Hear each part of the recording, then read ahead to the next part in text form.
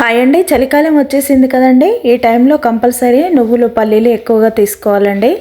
ఇప్పుడు ఈ టైంలో మనం చిక్కీలు కానీ లడ్డూలు కానీ ప్రిపేర్ చేసుకుంటే ఆరోగ్యానికి చాలా మంచిది. ఇది చేసుకోవడం కూడా చాలా ఈజీ అండి. చాలా సింపుల్గా ప్రిపేర్ చేసుకోవచ్చు. అచ్చం మనము బయట కొనుక్కున్నట్టుగానే ఉంటుందన్నమాట. ఇది పళ్ళ కత్తుక్కోవడం లాగా అలా ఏం ఉండదండి. మనకి బయట ఎట్లా కొనుక్కుంటే మనకి క్రిస్పీగా ఉంటుందో అలాగే ఉంటుంది. మనం బెల్లంతో ప్రిపేర్ చేసుకున్నాం కాబట్టి ఇంకా చాలా హెల్దీ. ఇది చాలా ఈజీగా ప్రిపేర్ చేసుకోవచ్చు. ఎలా చేయాలి ఏంటి అనేది ఇప్పుడు నేను మీకు చూపిస్తానండి.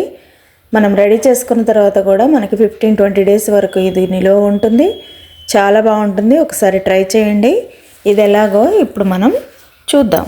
ముందుగా స్టవ్ మీద ఒక కడాయి పెట్టుకొని 2 కప్పులు పల్లీలని వేసుకోవాలి. పల్లీలు మంచిగా క్వాలిటీ బాగున్నవి తీసుకోవాలండి. తీసుకొని ఇప్పుడు వాటిని లో ఫ్లేమ్లో 15-20 మినిట్స్ పాటు బాగా వేయించుకోవాలి. పూర్తిగా లో ఫ్లేమ్లోనే వేయించుకోవాలండి.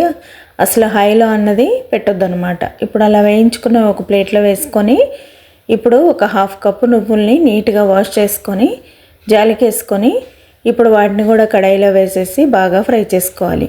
ఇలా నువ్వుల్ని వేయించుకోవడం వల్ల మనకి నువ్వులు అనేటివి చాలా గుల్లగా వస్తాయి. మనకు తినేటప్పుడు కూడా చాలా టేస్టీగా ఉంటాయి. ఇలా వేగిన నువ్వుల్ని ఇంకొక ప్లేట్లో వేసేసుకోవాలి. వేసుకున్న తర్వాత వీటిని కొంచెం చల్లార్చుకోవాలి. ఇవి చల్లారే వరకు పల్లీలను పొట్టు తీసి పక్కకు పెట్టుకోవాలి.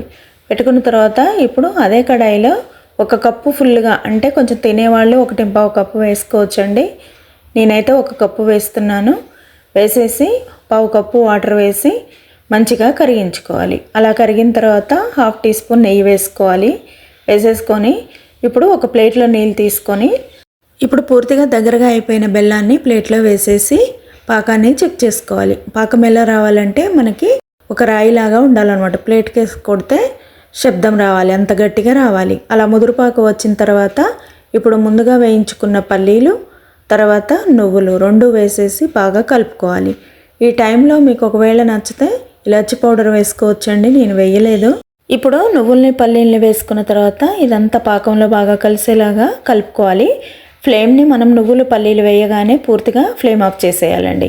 చేసేసి బాగా కలుపుకున్న తర్వాత మనం పాకం పట్టుకునే ముందుగానే ప్లేట్కి మనము స్ప్రెడ్ చేసే గిన్నెకి రెండింటికి నెయ్యిని అప్లై చేసేసి పక్కకు పెట్టుకొని ఇప్పుడు ఆ ప్లేట్లో ఈ పాకాన్ని వేసుకోవాలి.